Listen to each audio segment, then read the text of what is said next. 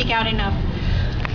And I just want to read a letter from the U.S. Conference of the World Council of Churches, which was given to the 9th Assembly of the World Council of Churches on February 19th of this year. And I don't think that most of us heard about this letter, and I think we should have.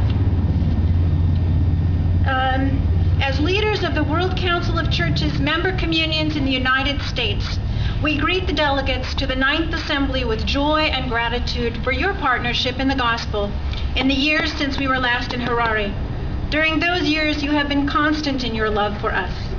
We remember in particular the ways you embraced us with compassion in the days following the terrorist attacks on September 11th, 2001, and in the aftermath of Hurricane Katrina just months ago.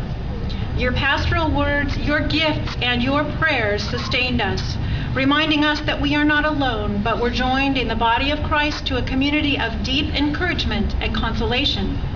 Even now, you have welcomed us at this assembly with rich hospitality. Know that we are profoundly grateful. Yet we acknowledge as well that we are citizens of a nation that has done much in these years to endanger the human family and to abuse the creation. Following the terrorist attacks, you sent, quote, living letters inviting us into a deeper solidarity with those who suffer daily from violence around the world. But our country responded by seeking to reclaim a privileged and secure place in the world, raining down terror on the truly vulnerable among our global neighbors. Our leaders turned a deaf ear to the voices of church leaders throughout our nation and the world, entering into imperial projects that seek to dominate and control for the sake of our own national interests. Nations have been demonized, and God has been enlisted in national agendas that are nothing short of idolatrous.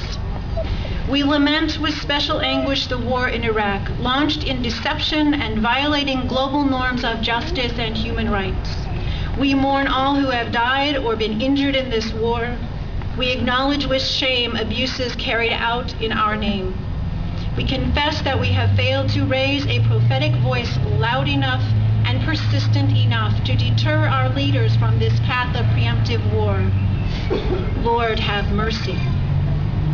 The rivers, oceans, lakes, rainforests, and wetlands that sustain us, even the air we breathe, continue to be violated, and global warming goes unchecked, while we allow God's creation to veer toward destruction. Yet our own country refuses to acknowledge its complicity and rejects multilateral agreements aimed at reversing disastrous trends. We consume without replenishing